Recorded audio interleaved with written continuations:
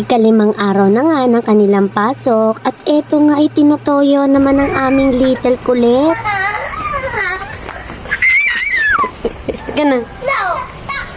Gusto niya nga kasi sa pagpasok sa school ay sasakay nga raw siya ng bike dahil lagi nga raw siyang napapagod.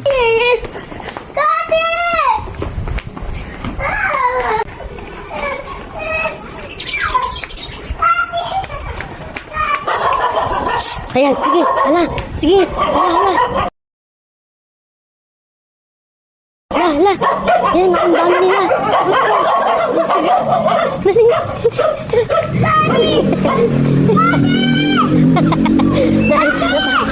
Natakot sa aso. Gilid sabi. O, hawak kayo ni Naning. Hawak kayo ni Naning. Wala na. Hawak kayo ni Tristan. Wala na, alauna na.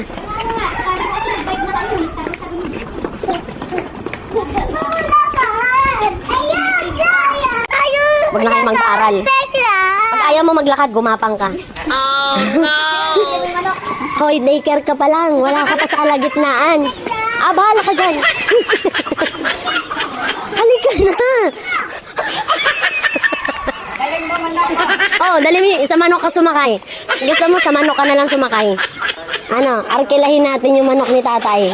At eto nga, ay magpipicture taking nga lang sila ngayon at wala silang klase. At buti nga naman ay nakisama naman. Aba, yung kaninang may topak ngayon nakangiti na.